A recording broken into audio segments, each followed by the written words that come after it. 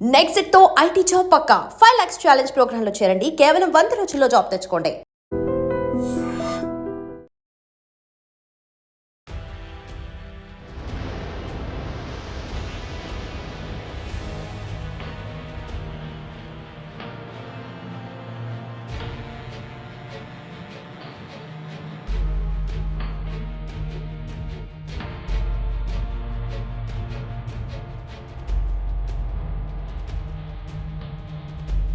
America world's number 1 country అనేది కూడా చాలా మటుకి అందరు కూడా మాట్లాడతారు, చాలా మంది యాక్సెప్ట్ చేస్తారు కూడా.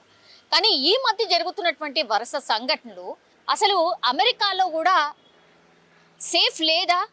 ఈ హింసాకాండ ఏంటి, లేదంటే క్రైమ్ రేట్ ఏంటి, ఇంత భయంకరంగా పెరిగిపోవడానికి రీజన్ ఏంటి అనేది కూడా పెద్ద ఎత్తున చర్చ అయితే నడుస్తుంది. ఎందుకంటే 24 గంటల వ్యవధిలోనే 2 చోట్ల కాల్పుల మోత మోగింది. ఒకటి రెస్టారెంట్లో కాల్పుల మోత వినిపించింది, ఆ తర్వాత ఇంకోటి చర్చ్.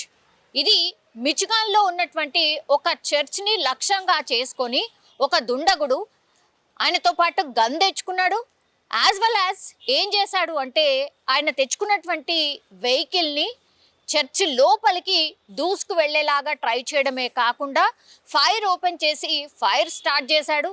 తర్వాత ఆదివారం చర్చికి పెద్ద సంఖ్యలో చాలామంది వస్తూ ఉంటారు అని తెలిసి రెక్కి నిర్వహించి మృతుల సంఖ్య, గాయపడిన వాళ్ళ సంఖ్య చాలా పెద్ద ఎత్తున ఉండాలి అని అనుకునే ఇదంతా చేసినట్టుగా కూడా FBI రంగంలోకి దిగి అక్కడ ఉన్నటువంటి క్లూస్ని సేకరించిన తర్వాత వాళ్ళు ఒక నిర్ధారణకైతే వచ్చినటువంటి పరిస్థితి.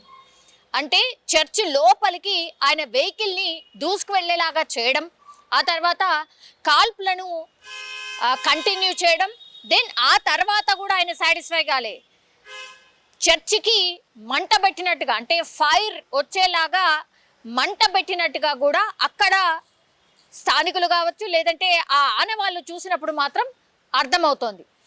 సో 100 మందిని లక్ష్యం చేసుకొని ఈ దుండగుడు ఈ ఘాతకానికి పాల్పడినట్టుగా ఇప్పుడు అధికారులు కానీ లేదంటే ఈ పోలీస్ సిబ్బంది కానీ నిర్ధారణకైతే వచ్చారు.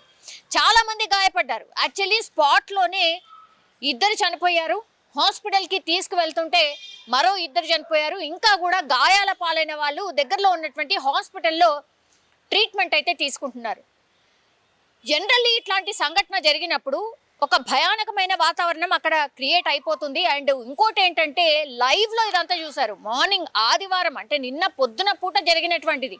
కొన్ని 100 మంది ప్రార్థనా మందిరంలో ఉన్నారు. చర్చిలో ఉన్నటువంటి ప్రాంతంలో ఒక్కసారిగా ఈ దుండగుడు కాల్పులు, ఆ తర్వాత చర్చిని కాల్చే ప్రయత్నం చేయడం ఇప్పుడు అందరినీ కూడా భయం గుప్పిట్లో ఉన్నటువంటి పరిస్థితి అయితే కనిపిస్తోంది. ఒకటి ఇప్పుడు దీనిపైన ఇది అతిపెద్ద ఇన్సిడెంట్. యాక్చువల్లీ క్రిస్టియన్ని అంటే ఒక మతాన్ని టార్గెట్ చేసుకొని ఈ ఘాతకానికి పాల్పడినట్టుగా అక్కడ ప్రెసిడెంట్ ట్రంపే ట్వీట్ చేస్తూ వ్యాఖ్యానించడం, ఆ తర్వాత దీన్ని చాలా సీరియస్గా తీసుకోవాల్సిన అవసరం ఉంది అని చెప్పడం. FBI ఆల్రెడీ రంగంలోకి దిగింది. వాళ్ళు పూర్తి స్థాయిలో విచారణ చేస్తున్నారు. దుండగులు ఆ దుండగుడు వెనకాలన్నటువంటి ఎవరైనా సరే పనిష్మెంట్ తప్పదు. అండ్ ఇట్లాంటి ఇన్సిడెంట్స్కి ఎవరైతే పాల్పడతారో వాళ్ళను కూడా వదిలిపెట్టేది ఉండదు అనేటువంటి స్టేట్మెంట్ కూడా ట్రంప్ ఇచ్చినటువంటి పరిస్థితి. అట్లాగే అధికారులకు కూడా క్లియర్ కట్ ఇన్స్ట్రక్షన్స్ ఇచ్చారు. అక్కడ ఉన్నటువంటి ప్రతి క్లూని సేకరించండి, అసలు ఇతని వెనకాల ఎవరున్నారు ఏంటి అనేది కూడా కనుక్కునే ప్రయత్నం చేయండి అనేది ఒకటి. ఆ తర్వాత ఈ దుండగుడు ఎవరైతే కాల్పులు జరిపిండో, ఇంత భయానకమైనటువంటి సిచ్యువేషన్ని క్రియేట్ చేశాడో, అతను కూడా ఈ పోలీసులు రావడం, ఆ తర్వాత అక్కడ ఒక పానిక్ సిచ్యువేషన్ క్రియేట్ అయిన పరిస్థితుల్లో ఆయన చేతిలో గన్ చూడడంతో ఇప్పుడు ఆ దుండగుడిని కూడా అక్కడే ఎన్కౌంటర్ చేసేశారు పోలీసులు. దీంతో ఈ ఘటనని చాలా సీరియస్గా తీసుకుంది అమెరికా. అండ్ వరుసగా జరుగుతున్నటువంటి ఇన్సిడెంట్స్ పట్ల కూడా ఆందోళన వ్యక్తమవుతోంది అమెరికన్స్లో కూడా. బికాస్ ఎందుకు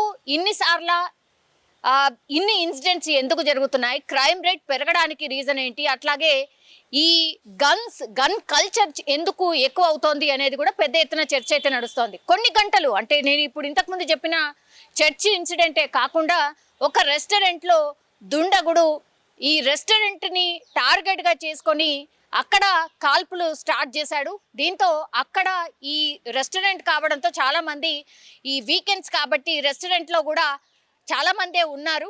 సో ఒక్కసారిగా కాల్పుల మూత స్టార్ట్ చేయడం, రెస్టారెంట్ని లక్ష్యంగా చేసుకొని ఆ తర్వాత స్పాట్లో ఒకతను చనిపోయాడు అండ్ ఇద్దరికి గాయాలయ్యాయి. దగ్గరలో ఉన్నటువంటి హాస్పిటల్కి తరలించడం అయితే జరిగింది. సో ఇవి 2 ఇన్సిడెంట్స్ అమెరికా బేస్డ్గా జరగడం ఇప్పుడు ఆందోళన కలిగిస్తోంది అండ్ పెద్ద ఎత్తున చర్చ కూడా స్టార్ట్ అయింది. ఎందుకు అమెరికా అంటే ఈ సేఫ్ ఎందుకు ఉండట్లేదు, అట్లాగే నెంబర్ 1 దేశం అని చెప్తున్నటువంటి అమెరికాలో ఎందుకు దుస్థితి వచ్చింది అండ్ ఉగ్రవాదులు కూడా అక్కడక్కడ తెగబడ్డం అండ్ లక్ష్యంగా చేసుకుంది కూడా గవర్నమెంట్కి సంబంధించిన ఆఫీసెస్ని లక్ష్యంగా చేసుకొని కాల్పులకు దిగడం ఏంటి అనేది కూడా పెద్ద ఎత్తున చర్చ అయితే నడుస్తుంది. సో అమెరికా బేస్డ్గా ఇట్లాంటి ఇన్సిడెంట్ జరగడంతో చాలామంది మనవాళ్ళు కూడా ఉంటారు కాబట్టి ఆందోళన వ్యక్తం అవుతోంది.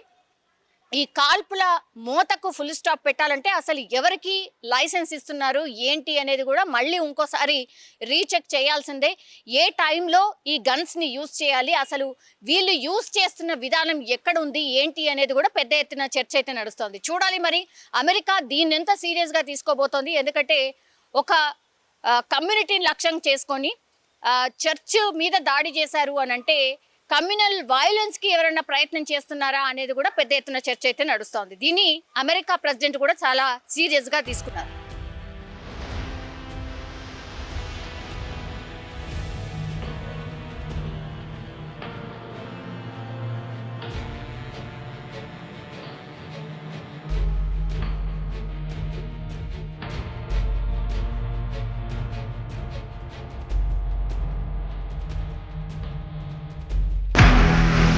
నిజంగా ప్రస్తుతం ఉన్నటువంటి సమాజం దేనికి ప్రయారిటీ ఇస్తుంది? ఆర్థిక సంబంధాల చుట్టూ మాత్రమే తిరుగుతోంది. మళ్ళీ ఎన్నికలంగానే చాలా విరక్తి కలుగుతాను. మంచి అనిపిస్తుంది కదా, లేడీస్ కూడా ఛాలెంజింగ్ జాబ్స్ చేసినప్పుడు చాలా బాగుంటది. ట్రాఫిక్ అసిస్టెంట్స్ గా నియమించిన ట్రాన్స్జెండర్స్ అందరితో సాల్యూట్ చేయించుకుంటున్నారు. ఫుడ్ డెలివరీ ఇవ్వటానికి వెళ్ళినటువంటి డెలివరీ బాయ్ అనిల్ పై కళ్ళ ముందు